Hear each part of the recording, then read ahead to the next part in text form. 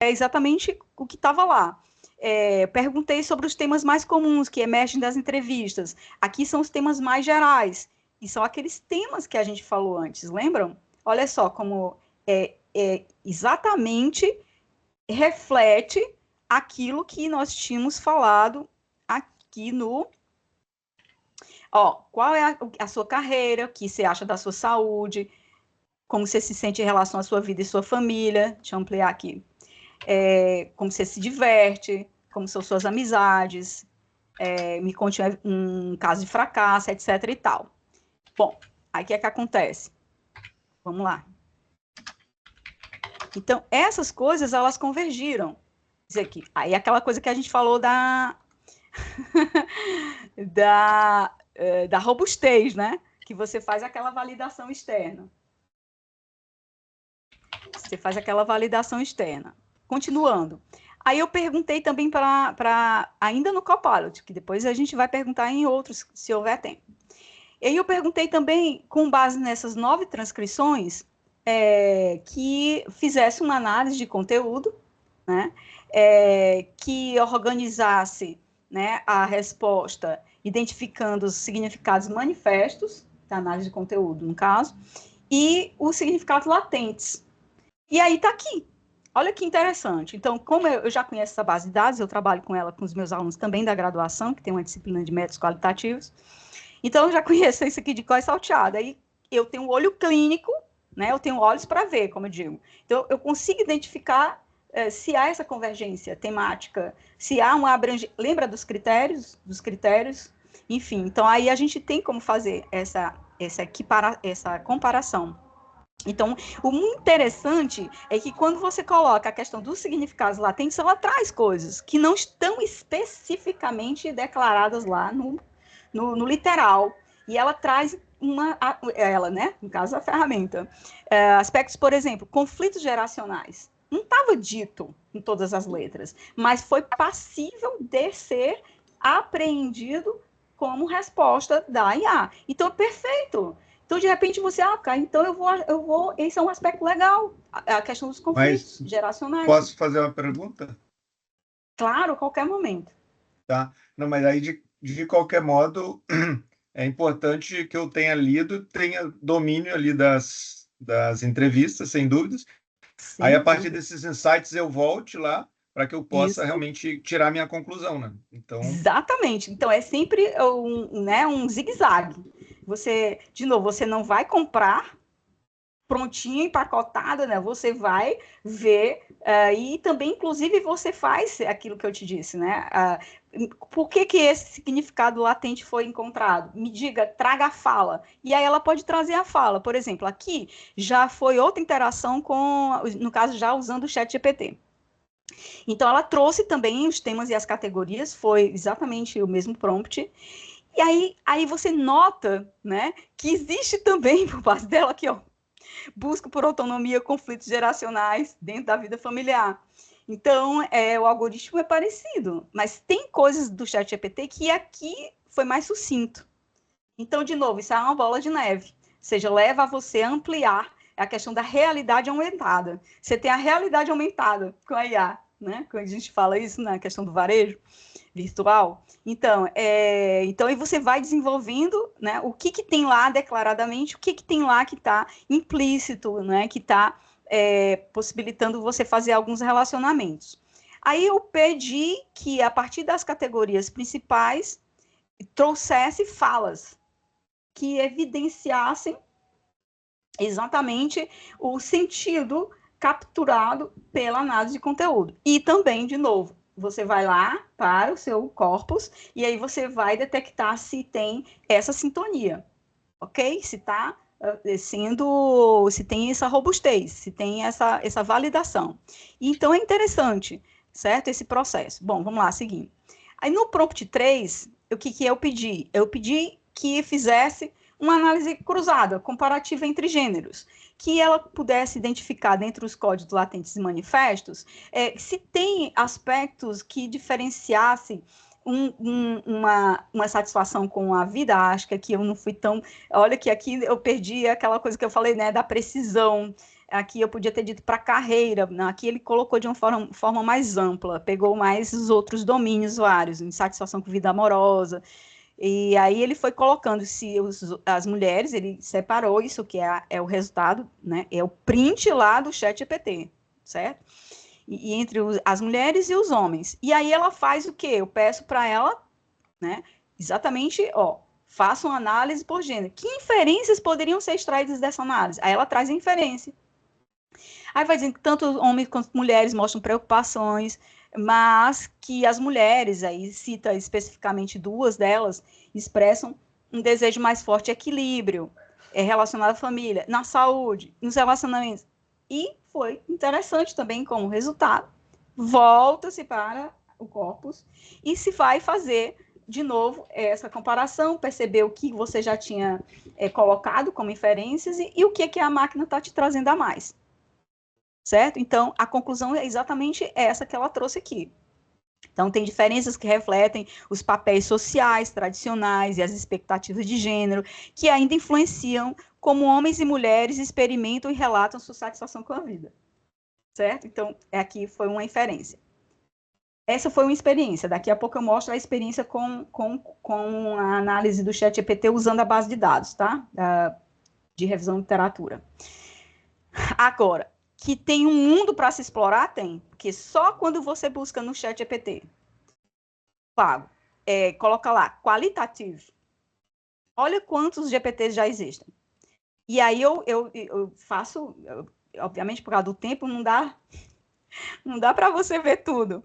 Mas eu vou escolhendo algumas para testar. E, por exemplo, eu escolhi essa daqui, inclusive em espanhol. Patrícia, acho que a Patrícia tem uma pergunta, acho que ela não está vendo a mãozinha. Eu não quero interromper, professora, só quero deixar registrado aqui que tem uma série de perguntas. Então, como a gente também tem o limite do horário, só queria ter um momento para a gente puxar algumas coisas para o nosso Perfeito. grupo de pesquisa, está muito interessante. Tá, joia, eu tô encerrando. Então, o que é que acontece? E aí a gente tem aí esses 30 minutos ou mais para a gente fazer interação.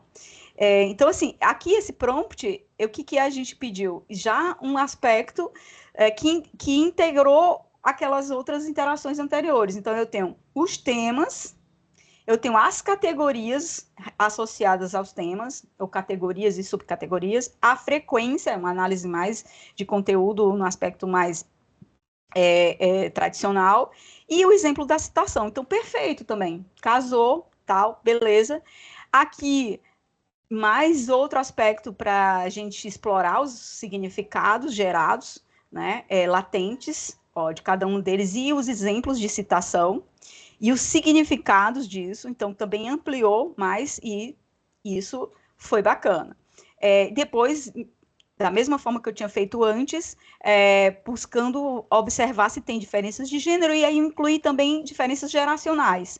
E, de novo, ela vai trazer que a transição entre juventude e tal, os mais velhos já têm visões mais claras e reflexivas, baseadas em experiências vividas, e, de fato, não são muitos mais velhos, a maior parte está ali, mais faixa etária de alunos de graduação, mas tem alguns que já estão fazendo graduação com mais velhos.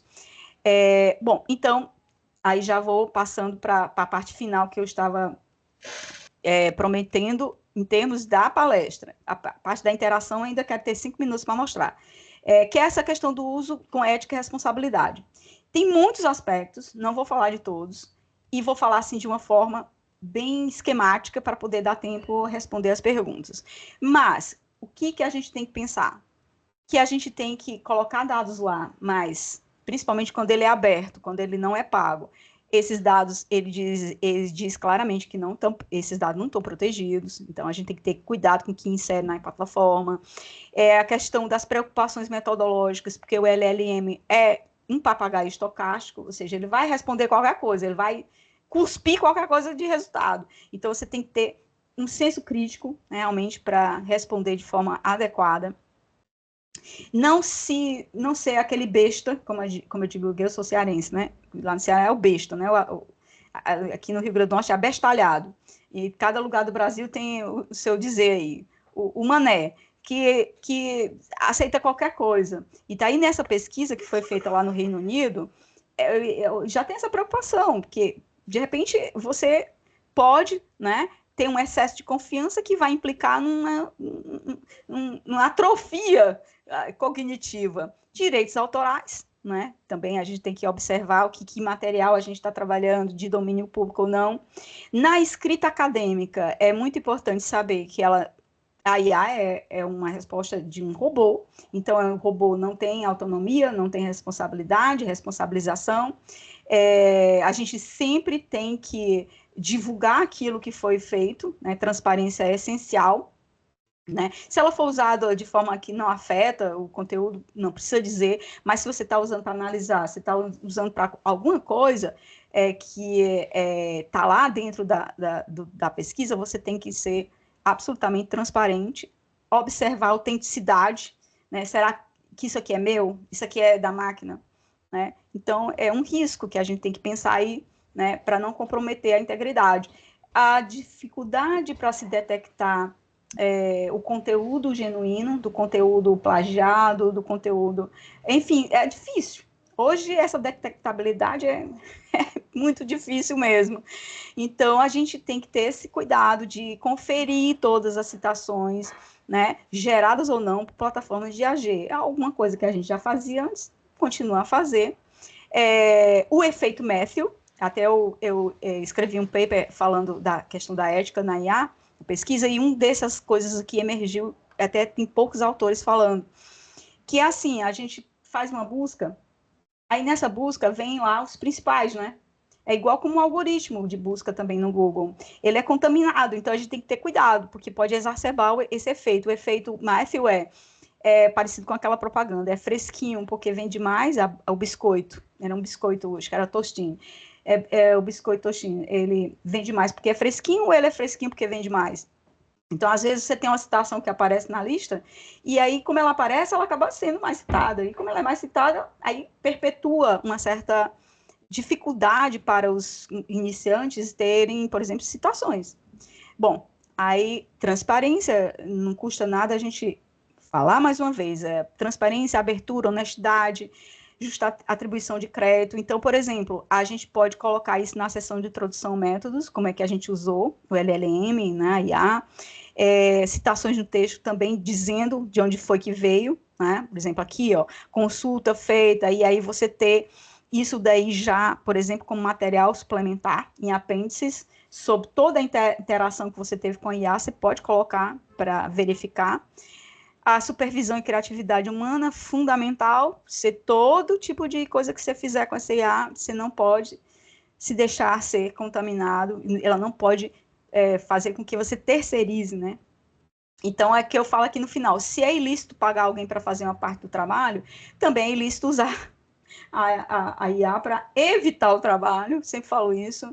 Importante esse selo, né, de verificabilidade. Então, observar se essas ferramentas cumprem essas prerrogativas. Aqui o resumo de tudo e a mensagem final. Então, a gente tem essa mensagem final no sentido de que vamos usá-la, não tem jeito, é um avanço, né, inovação que veio para ficar, como eu disse, mas ela tem preocupações, então vamos usar de forma ética. E, como qualquer avanço tecnológico, a gente tem que melhorar, né, o mundo. Então, que ela não venha para exacerbar e para aumentar as desigualdades, mas pelo contrário, que a gente melhore a equidade na ciência e outras coisas mais. Aqui são as referências, e era isso que eu tinha para colocar para vocês. Tem as perguntas, e aí, sobrando o tempo, eu vou mostrar a interação que eu fiz com a IA, já nessa semana, com esse módulo avançado de análise quantitativa, tá? Deixa eu parar aqui. Cadê? Parar aqui. Bom, agora eu vou ver aqui o chat, né? Que tá lá. E as perguntas também estou ouvindo. Obrigada, viu, gente, aí, por terem ouvido aí. Não, tranquilo, a gente sabe que é um assunto denso, com várias questões, é muito novo para todo mundo, né? E sem dúvida. Obrigado, muito bom. Vamos lá. Abrir para as perguntas aí, quem quiser só levantar a mãozinha, Patrícia, de repente quer puxar a fila aí? Então, quero puxar fila, sim. E quero começar agradecendo, professora, pelo rico conhecimento, pelo vasto conhecimento, né, pelo empenho em ter preparado essa aula para nós. E eu confesso que nesse momento que eu falo, eu fico com dois corações, né? Porque, por um lado, eu não quero roubar o espaço de ver a aplicação, né? E eu entendo que a gente precisaria, no mínimo, de mais um encontro para dar conta de tudo isso. Mas a gente está olhando para isso, como o Freitas falou, de uma forma até com muitas novidades, embora o tema IA não seja exatamente novo, mas essa apresentação traz muitas novidades, dentro de um grupo de pesquisa que é liderança e pessoas, né? Então, eu tenho 3 pontos que algumas questões até já foram respondidas, então vou passar rápido, mas que eu gostaria de ao menos deixar registrado para que, quem sabe, no próximo momento a gente possa voltar e discutir. Então, o primeiro ponto, assim, bem concreto, acho que já apareceu na sua última fala, que ao utilizar a IA, né, seja na elaboração teórica, seja na análise de dados, como que a gente evidencia isso no trabalho. Então, lá no capítulo do método, eu vou dizer, olha, análise de conteúdo, segundo a Bardan, teve suporte ou foi utilizado a IA tal? Acredito que sim, né? E essas minhas perguntas, elas estão diretamente relacionadas a algo que eu ainda não tenho essa informação, que é, uma vez declarando isso, né, ao submeter ao Conselho de Ética, isso costuma ser validado, né? Como é que os CEPs estão lidando com isso? Não sei se... Muito boa pergunta. Inclusive, eu sou do Comitê de Ética e Pesquisa aqui da UFRN, CEP Central, do Campo Central. E teve recentemente um encontro em Fortaleza, em Brasília, teve o regional em Fortaleza. E uma das palestras foi sobre isso, sobre a questão da inteligência artificial e o impacto dela na ética em pesquisa com seres humanos. São muitos impactos, né? Aqui a gente nem falou, assim, porque tem a questão de sensores, né, que você pode detectar coisas por sensores, pesquisa sobre consumo, que pode usar IA. Tem muitas coisas que, então, tem que estar muito bem colocadas dentro do protocolo, dizendo de que maneira você está mitigando cada um dos riscos, né? De forma que você não comprometa tudo aquilo que a gente faz já na ciência tradicional. Tanto que a palestra que eu dei no SEMEAD foi sobre ética, e aí eu trouxe esse paralelo com o mundo normal, sem IA, na ética, na pesquisa, e agora o que é com IA. E a própria CONEP, ela ainda não tem recomendação. Isso. Imagino não que muitas coisas ainda vamos ter que construir, por isso que conversas como essa são tão importantes. Exato, então, mas basicamente é ter uma transparência na forma como você vai usar e uma especificação de como você mitiga cada um dos riscos. Fazendo isso, aí passa. Com relação à parte dos editores de revista, já tem formulários que eles estão implantando, alguns já têm, em que você diz em que parte você usou a IA e que IA você usou. Se, inclusive, você treinou, né? Porque você pode usar dados sintéticos e tudo mais. Então, já está tendo essa adaptação, né? É lógico que, como é uma inovação, vai tendo, né, o ciclo lá dos adotantes tardios, então, mas a ANPAD, exatamente vendo essa questão, já formou esse grupo de trabalho, né, que agora nessa ANPAD, o pessoal que for, eu não vou poder ir, então já tem, inclusive a gente tem até um instrumento que eu elaborei, que foi validado por eles, para fazer um levantamento de dados, uma survey, sobre que ferramentas o povo está usando e o tipo de uso, né, a intensidade do uso e outros aspectos. Então, é um questionário bem interessante que vai dar que já que é um público grande, e se conseguirmos fazer essa divulgação, então ter um panorama nacional sobre, dentro da área de administração e correlatos, como esse uso está se dando. Então, vai ser bem legal o resultado dessa survey. E aí, se eu puder só engatar, então, o segundo ponto, que é um ponto que eu tenho certeza que a gente não esgota aqui, até porque o Freitas já está com a mão levantada e talvez tenha outras questões, mas que eu acho bem importante da gente aproveitar esse espaço tão diferenciado para trazer, né? Bom, me chamou a atenção que logo no primeiro slide foi citado Aristóteles, né? E aí a gente vai lá discutir a questão da verossimilhança, né? Das similitudes, enfim. E pela lógica aristotélica, né? O que vale é, de fato, essa verdade plausível, não exatamente a factual, né? Ao refletir sobre isso, e eu sei que isso está no nosso mundo, eu me pego pensando, né, como que a IA ressignifica as competências e a própria identidade do pesquisador, né? Como é que a gente constrói saberes, né, não apenas pelo plausível, mas pelo factual, numa trajetória de pesquisa, né? Por que eu digo isso? Porque, embora todo cuidado de dizer, olha, a gente tem que fazer a verificação, o aluno tem que ir lá, o pesquisador tem que ir lá, tem que primeiro fazer a sua análise, depois bater com o chat, eu fico pensando também nesse mundo absolutamente líquido e acelerado que estamos, e aqui eu tenho doutorandos, tenho mestrandos, que devem estar se perguntando assim, gente, não tenho tempo para fazer tudo isso, se a IA fizer, beleza. E aí a gente vem com um problema bem real, né? Principalmente no nosso programa, que são mestres e doutores profissionais, onde a apropriação do saber ela tem que estar a serviço à aplicação desses saberes na realidade. Como é que a gente forma esse pesquisador, então? Interessante que é exatamente as minhas leituras que eu estou fazendo são bem ligadas à filosofia da técnica. E, claro, que tem vários aqui também ligados à ética. Então, tem, na questão da ética, várias escolas, né? E tem a da ética das virtudes, tem a questão do pragmatismo, uma ética mais utilitarista, né? E outras mais. Então, isso está sendo discutido no mundo todo, nas melhores escolas em Oxford, em Cambridge, porque está se reconstruindo, se ressignificando.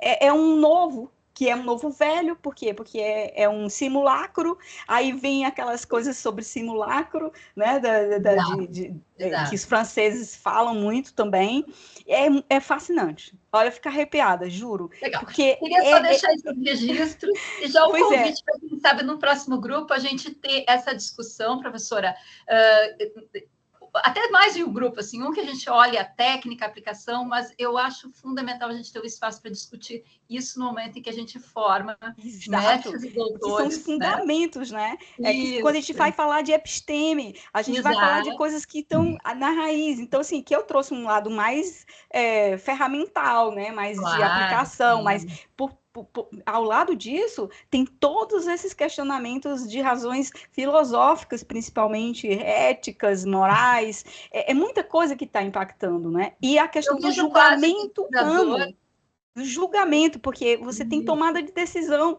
E aí a gente está falando da pesquisa, então no meu paper que eu escrevi de ética, tem exatamente essa questão dos dilemas morais, que são de julgamento. Será que ponto eu estou apropriando disso? Não estou? Quando eu falo na pesquisa, essa escolha, né? Então, assim, é muita coisa legal. Realmente sensacional. Eu vejo quase o pesquisador como um artesão frente a uma revolução industrial, né? Vou usar essa analogia. É verdade. Será que vai ser mais uma maneira dele...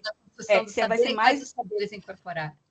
Será que vai ser mais uma maneira dele ser explorado, né, do ponto de vista que essas bases de dados todas, e principalmente nesses aplicativos livres, eles têm uma razão de ser, né? Que tanto se discute. Então, tudo isso, como é uma aprendizagem de máquina não supervisionado, ele se retroalimenta. Então, eu estou criando já dentro dele todo um conhecimento experienciado, real, que vai reconstruir aquela outra base. Então, é um negócio fantástico, assim, nesse sentido, né?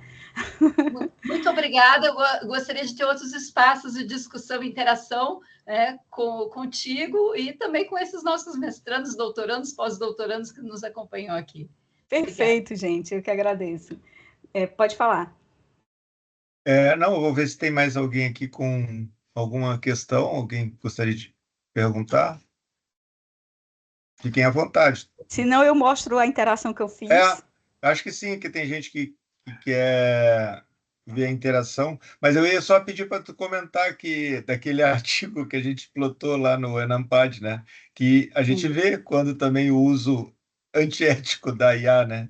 Então, não é tão simples assim, né? Então, às vezes... Mas precisa de treino também, por outro lado, né? É muito incrível, né? Realmente precisa de treino. Deixa eu... Mas eu vejo, Freitas, que a questão da ética é como a luz avançando a sombra e vice-versa, né? Se fosse só o ético e não ético, seria fácil até o mundo, mas são essas nuances de interpretação, né? De dilemas éticos que vão se construindo. Exato. Sem dúvida. E também por trás tem a questão do sistema, né? O nosso sistema capitalista com aqueles as grandes corporações fazendo toda essa coisa, digamos assim, de forma sutil. É uma ditadura algorítmica, a qual você está enredado e é difícil você sair dela, não é? É uma discussão bem legal. Não só na pesquisa, né? Não só Sim, na pesquisa, exato. em tudo. É o TikTok da pesquisa, né, Freitas? Ei, vocês estão vendo a tela? Sim. Ó, vamos lá.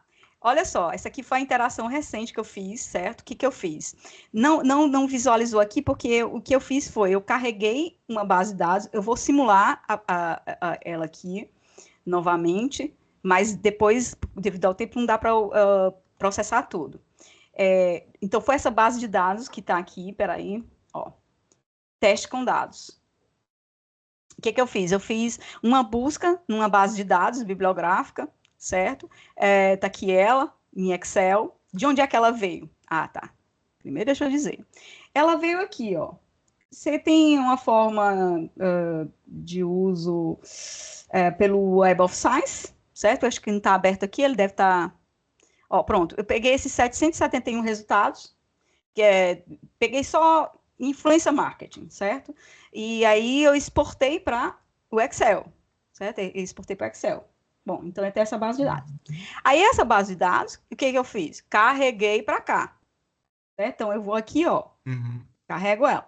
Só que eu já carreguei, por causa do tempo, não vou fazer tudo de novo. Vou dizer já o que já está aqui.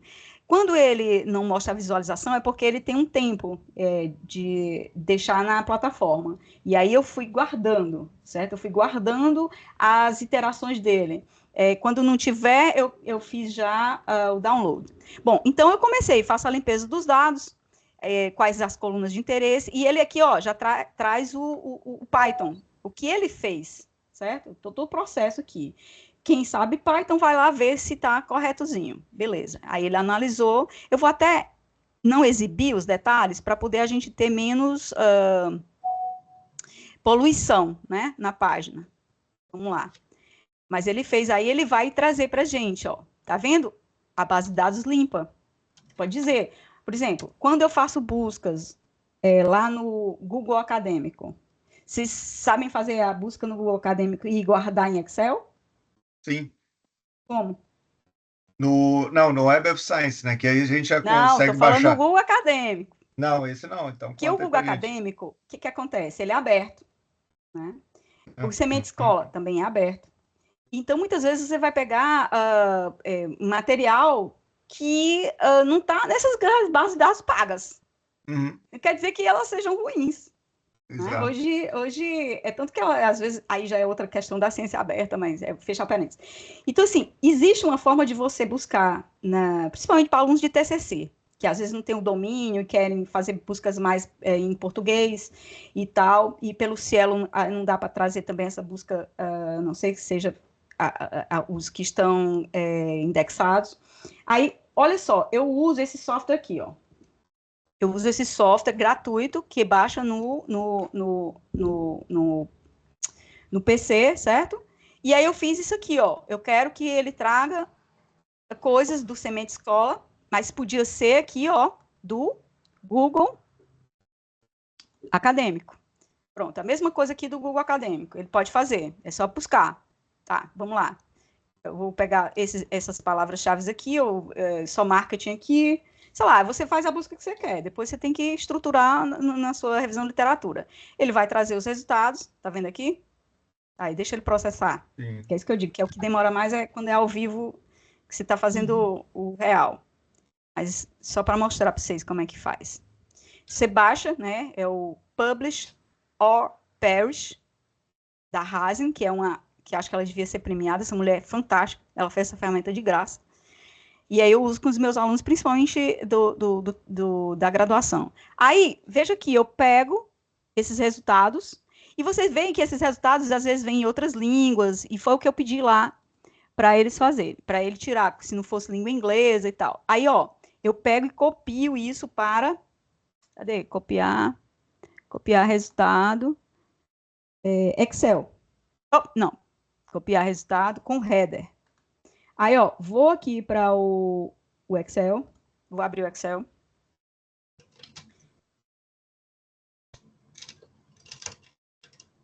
E vou criar. Como eu disse, eu já tinha criado outras e fiz a interação com ela. Vou voltar já. Pronto, tá aqui, tá? Então, essa base de dados eu salvo, já salvei e já... Essa é a base de dados que eu carreguei e pedi para limpar. Para limpar o quê? Para deixar só em inglês... e que quando tivesse o abstract em branco, ele eliminasse. Por quê? Porque eu quero trabalhar análise dos resumos. Quando a gente trabalha com Iramutec, a gente faz análise, né, dos resumos para poder identificar se você já trabalhar com Iramutec. É bem interessante. Também análise quantitativa que gera uma análise temática. Muito bem. Aí eu pedi, então, para ele trazer os principais achados. Ele vai lá e traz os achados. Só que está em inglês. Podia pedir para ele. E os resultados em português. Mas aqui eu não tive tempo de fazer, tá? Mas, enfim, vocês estão acompanhando? Aqui já é uma coisa que eu posso observar se é igual, por exemplo, à bibliometria do Biblioshine. Porque eu posso pegar essa mesma base de dados, agora só que eu teria que gravar ela aqui, essa mesma base de dados, sabe? Essa mesma base de dados eu posso carregar para o BibTeX. E aí, no BibTeX, eu vou rodar no R. Certo? Vou rodar para fazer bibliometria no R. E aí eu posso usar o Biblioshine. Se houvesse tempo, eu fazia isso em dois segundos. Certo? Aí, só que aqui não, porque eu vou ter que logar, né? Porque aí já passou o tempo, aí lá se vai o portal e tal. Mas aí também é rápido, a gente se loga. Vocês aí também têm acesso, né? Via rede. Sim. Então, aí, BibTeX. Rodo no Biblioshine. Essas bibliometrias eu posso comparar com a do ChatGPT, certo? Posso fazer isso para criar aquela coisa que eu falei da validação. Então, se eu tenho... Cadê ele? Porque aqui ele não está mostrando. Eu vou botar aqui, porque ele está justamente em cima. Aí eu não estou conseguindo ver as bichinhas. Pronto, agora sim. Agora sim. Então, aí ele já trouxe o quê? A autoria, geralmente entre 2 e 3 autores. Qual é a média de citação? A média de citação é 18, média de 4 por ano. Veja que aqui nesse software também tem a bibliometria, ó. Tá vendo, ó? Para esse aqui, que não foi igual ao outro, eu tenho também isso, ó. Tá vendo, ó? Ó, por exemplo, esse aqui, que foi de Semântica Escola. Eu tenho 1000 artigos, né? Com 18 mil citações, média de tantos por ano, ó, 18,4. Né? Agora, esse aqui tem os que estão em branco também, certo? Esse aqui não é a base de dados limpa. Aquela análise foi com a base de dados limpa. Entendeu? Aí ele trouxe, ó, 18,4, ó, como foi igual. Tá vendo? Igual.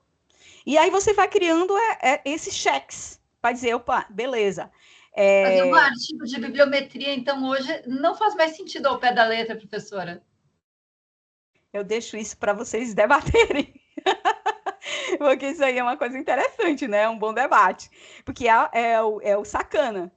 É o sacana.ai. Aí, olha só, eu pedi para ele dizer quais são as tendências emergentes a partir dos abstracts, certo? Eu fiz um prompt. Eu fiz o promptzinho aqui em cima. É porque, como ele está exibindo, aí perguntei, né? Quais são os temas emergentes? Aí ele foi lá e trouxe o resultado. Bom, são esses os temas. Casou, porque eu orientei o aluno de TCC, e é exatamente isso daqui. Questão do comportamento consumidor, principalmente a parte de... Sim, aí tá vendo aqui a resposta dele, colocou isso aqui, through. Aí eu vou lá e refino. Aqui que eu digo, no item 4 aparece through, no item 5 used. Não são categorias significantes. Você está absolutamente correto. Olha aí, o gênero, né? Ele acha só masculino, mas tudo bem. Aí ele revisa, traz novamente, e assim vai. Bom, beleza, tem os temas emergentes. Aí eu podia criar uma nuvem de palavras a partir do abstract? Tá aqui o Python. Beleza, tá aqui. Aí eu peço, porque aqui eu não pedi, mas, por exemplo, aqui eu podia pedir, pode me dar uma interpretação disso? Ele vai me escrever sobre isso. Aí agora eu quero uma análise de concorrência. Aí ele vai fazer uma análise de concorrência. Aí ele gerou esse, mas eu disse, não, eu quero um melhorzinho. Incremente a visualização. Aí ele foi, olha a visualização. Olha a visualização. Aí ele traz aqui, ó. Então, eu tenho o que é a ocorrência? Quais são as palavras que estão próximas e que elas têm, digamos assim, uma possibilidade de ter ali um relacionamento. Aí ela traz exatamente as co-ocorrências. Vai dizendo como é que elas estão. Por exemplo, a questão de marca, consumidor, surgem frequentemente e papapá. Beleza. Aí, quais são os papers mais influentes? Aí ela cria a lista para mim. E traz os papers, e traz uma tabela. Eu posso carregar essa tabela para o Excel, e etc. E aí ela também traz isso daqui, ó. Então, eu tenho quais são os papers mais influentes, casaram também com o que eu já tinha visto com o aluno, e vem a interpretação. Aqui também são outras, ao longo do tempo, eu peço também, ao longo do tempo, o que é que surgiu? Aí ela vai dizer, ó, recentemente eu tive, né, um incremento de 2018 para cá, o que converge exatamente o uso do Instagram, né, que a gente estava querendo ver a questão dos influenciadores digitais no Instagram, e como isso influencia ou não o comportamento de compra. Então, tá aqui, aí ele vai, ele trouxe essa outra visualização lindíssima, tá aqui, ó, cadê? Ó, olha essa visualização, que mostra, e ele depois vai explicar, que eu tenho duas áreas. Uma área mais ligada à mídia social e uma área ligada ao comportamento do consumidor. E que esse do comportamento do consumidor não teve um impacto tão grande, né? Então, aí você tem que entender o seu campo e depois observar que se essas tendências que ele está trazendo aqui, essas análises que ele está trazendo, fazem sentido. E assim vai, ó. Vai lá e tudo mais. Eu perguntei quais são as metodologias mais comuns. Olha que dado interessante. Aí ele traz a lista, certo? Está aqui a lista gerada. E aí ele diz, por exemplo, que tem mais menções métodos quantitativos e junto com survey. E aí eu peço para ele fazer uma análise disso daí, né? Aí ele pega... Não, aí eu digo assim, como é que o tipo de método influencia a citação? Puxa, que legal. Aí ele vai dizer, olha o que foi surpreendente, ele gera quais são os métodos aqui e qual é a quantidade de citação. E aí os insights. Olha os insights. Que, por exemplo, se o cara faz um estudo longitudinal, ele vai ter uma média de citação muito mais alta. Regressão, por exemplo, tem um nível bom de citação, tem um impacto forte, experimentos também, mas é um impacto moderado, e métodos qualitativos, principalmente com entrevistas e análise de conteúdo, tem uma taxa menor de citação. Porém, olha só que interessante, quando eu disse assim, cria agora, né, uma nova base de dados, incluindo as palavras-chave que ele indexou, ele próprio, né, porque como ele mesmo faz essa análise, ele lê os títulos, lê os resumos e cria essa palavra-chave, ele cria qual é o campo do conhecimento associado e qual é a metodologia. Por que eu fiz isso? Para ver se está casando. Isso tudo para validar. Aí eu tenho essa base de dados e eu vou lá checar para cada registro de cada obra, né, de cada documento, aí eu vou olhar se faz sentido. E aí, beleza. Tem mais outras análises, só para concluir. Aí eu perguntei, eu adorei esse aqui. Eu perguntei o seguinte para ele, ó. Olha só, cadê? Que ele dissesse quais são as metodologias emergentes. Ou seja, qual é o estado da arte, né? Aí, olha só, ele diz que, pegando de 2020 para cá, ele diz como é que ele está fazendo. Está aqui tudo dentro do script, está dentro do código, em Python. identificou e contabilizou, né? E foi fazer a análise, quais são os proeminentes. Olha que coisa interessante. Que ele disse que quando se faz os métodos qualitativos, mostrou nos últimos anos que com a combinação disso geram uma frequência maior, né? Então, foi legal, porque de repente, né, todo mundo só quer publicar em métodos quantitativos, e só que recentemente essa tendência, ele diz que quando envolve, né, esses métodos qualitativos, isso está gerando uma boa propensão à citação e métodos mistos também, certo? Aí, bom, eu pergunto também para comparar qual e quant. Quem é que finalmente tem um impacto maior em citação? Aí ele vai fazer essa análise, né? E aí ele traz que, que as qualitativas têm uma média um pouquinho, né, mais alta comparada com a quant, mas a diferença não é significativamente, estatisticamente significante. Mas mesmo assim é bom, porque você está mostrando que a quant não é tão mais impactante em termos de citação que o qual. Enfim, gente, só para encerrar, daqui dá para fazer muitas análises. Olha, outra análise que é ao longo do tempo, quais tipos de métodos ao longo do tempo recebem um impacto maior. E aí também tem essa análise que ele traz do que é o tipo do método preferido e o que é que isso pode mostrar em termos da natureza dos métodos usados para a área de marketing de influência nas redes sociais. Quais são as palavras que são mais encontradas nos métodos qualitativos? Aí também traz, olha só que bacana. Olha só. Pronto, aqui, ó. Quais são? Isso daqui o Biblioshine faz. Certo? Só que o Biblioshine só faz para o Web of Science, para os Scopus. Aqui, você tem Python para qualquer base de dados. A base de dados que você fizer, que você integrar, entendeu? Estando em Excel lá, né? Você faz coisas muito legais. Você pode brincar com esses dados. E aí, como o Freitas tinha me pedido para falar da bibliometria, não foi, Freitas? Sim. Aí eu estou trazendo para você como que é legal esse joguinho, né? De interação com a IA. Muito legal. Com o meu aluno, eu peguei a base de dados dele, ó. Vamos lá. Eu peguei a base de dados dele e fui trazer cadê? Coleta de dados, análise de dados, influenciadores, onde é que está aqui?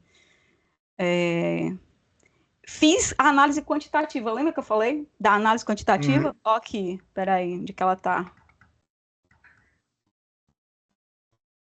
Aqui, ó, toda a análise aqui, ó, que quadrado. Eu peguei a base de dados do survey dele, e pedi para fazer a análise. Espera aí, onde é que ele está? Com teste de diferenças. Por exemplo, pedi para ele fazer a análise para ver se tem diferença. Por que era esse questionário? Sobre os seguidores. Mas você usou algum GPT de estatística ou foi Não, direto é ele que traz chat? do Python. É ele que traz. Aqui é o Não, eu sei, porque tem os GPTs de estatística. Que Sim, aí não tive tempo ainda. Isso aqui é só os erros de quali, né? Isso aqui é novo, isso aqui é novíssimo. Ó. Isso aqui, ó, foi menos de uma semana. Quer ver, ó? Beleza. Que tem aqui, que eu não estou vendo, gente. Gráfico, interações, deixa eu ver aqui se eu tenho. Eu vou trazer para vocês. Pronto, tá vendo? Ó? Olha só. Sim. Olha o que ele fez. Só que aqui ele não está mostrando o script só porque eu pedi para não mostrar. Mas você viu que ele traz e você baixa o código, você revisa o código. Então, o que acontece? Tudo isso aqui ele traz interpretação. Por exemplo, com essa pergunta lá, eu digo, comente esses dados.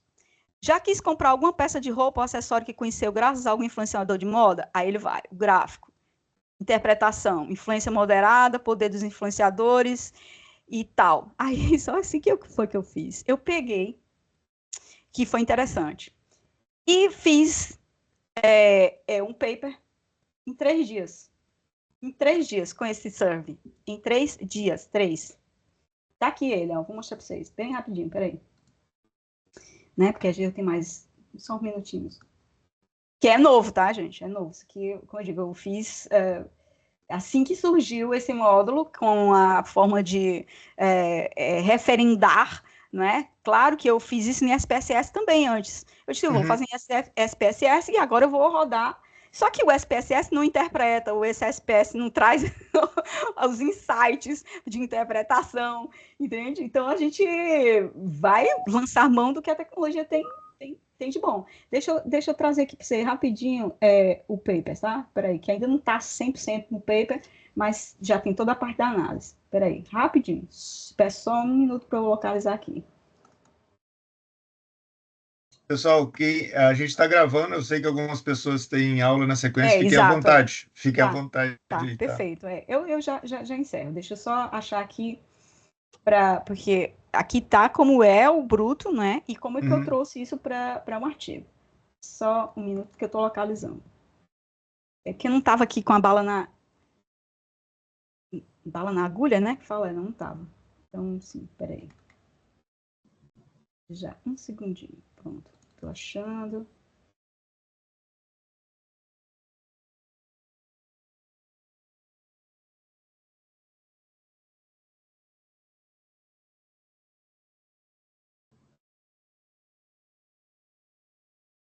Pronto. Tá, agora eu vou abrir.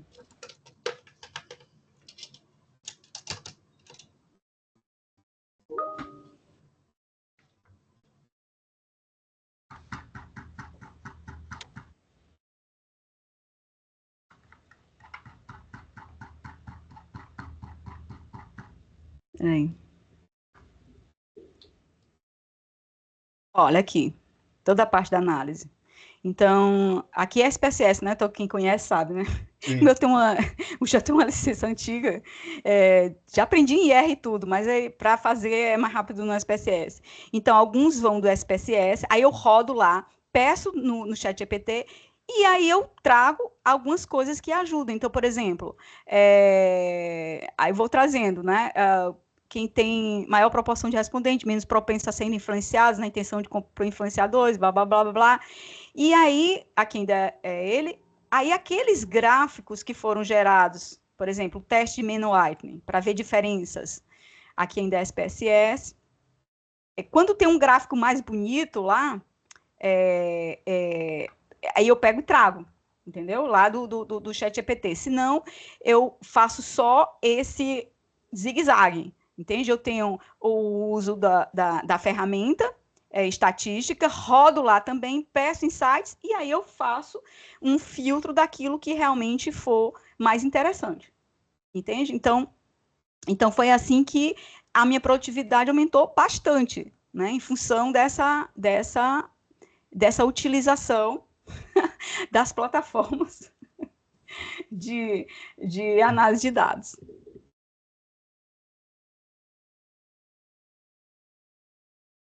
Tem que ter fôlego, de qualquer forma. Sim, é o nosso ofício, né? Com certeza. Bom, muito obrigado, sim, Natália. Acho que, sem dúvida, a gente fica com, como a Patrícia falou, né, um gostinho de quero mais, porque, sim, dava para puxar para vários caminhos, né? E, sem dúvida, né, é um tema que ainda, né, tem muito a avançar, né? Mas, pelo menos, já trouxe uma degustação para a gente, algumas coisas assim. A gente que é curioso já vai mexendo, vai aprendendo, vai lendo, mas, sem dúvida, aqui para o nosso PPG, para o pessoal que participou, para quem vai assistir depois também vai ser bastante útil, vai ter bastante insight, né? De repente, não sei se você consegue depois, pelo menos aquele slide que tem aqueles GPT, se você puder Não, sim, compartilhar. sim, com certeza. Eu te mando Então tá. esses slides. Que eu sou assim, quero complementar aquela parte que estava em branco, sabe? Isso. Pegar o resultado do que já foi feito do tradicional que eu ia mostrar ao vivo e aí comparar com o resultado com a IA, então deixar os slides com ele auto-lido, né? Quer dizer, auto-processado. Não, Aí beleza. eu vou fazer isso daí, eu te mando, sabe? Mas para coisa de besteira, né? Um pouquinho de perfeccionismo, mas eu queria já deixar o slide já com as partes que estavam faltando. Mas é isso, gente. Eu fiquei muito feliz de ter tido esse espaço para a gente trocar ideia, principalmente quando a Patrícia falou que tem aspectos que são mais críticos, né, da questão de estudos críticos da tecnologia da informação, que tem a ver com a questão de consumo, tem a ver com a questão de pessoas, que são as duas áreas que eu tenho interesse. Assim, quando eu estudo tecnologia, é sempre voltada para esses dois campos. Eu fico dividida, na verdade. Mas comportamento social, comportamento organizacional e comportamento consumidor são as duas áreas que mais meus olhos brilham. Com tecnologia. E, Patrícia, quiser fazer as honras da casa. Já fiz meus agradecimentos, assim, e só reforço isso, assim, eu acho que uma grande oportunidade, tanto para a gente se atualizar em termos de ferramentas, né? A minha fala é muito no sentido, professora, de que, como eu disse, nós temos aqui um mestrado, um doutorado profissional, né?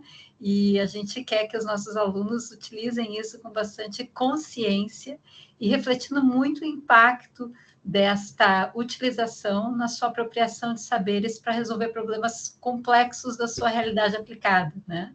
Então, por isso que eu fiz as minhas intervenções e eu espero que a gente tenha outros espaços para poder problematizar isso também. Mas muito o seu conhecimento, a sua generosidade em compartilhar conosco.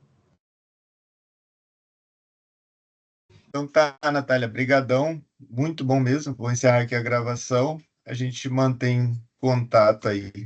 Vamos fazer um print aí só para... Vamos. Deixar registrado, né? Já que é tão Quem efêmero. puder e quiser abrir a câmera, à vontade. Aí você faz aí que eu faço. Você faz aí. Faço então eu também. vou pousar aqui. Tá. 2, 3 e... Espera aí que apareceu uma mensagem aqui, só um minutinho. 1, 2, 3 e... Vai, agora foi. Beleza, te manda aí. Depois a gente posta. Obrigada. Muito obrigado. Tchau, pessoal. Falou, obrigada, Natália. professora. Obrigada a todos que estiveram aqui conosco. Bom te ver aqui, Gustavo. Saudades tuas. Também, Gustavo, tô morrendo de saudade tua também. Falamos na sequência, irmã. Até. Obrigada, Freitas. Um abraço, gente. Freitas, aí do Flamengo. Que tenha muita sorte aí do Flamengo. Com certeza. Tô de vermelho por isso. Abração. Obrigado mesmo. Tchau. Tchau. Valeu.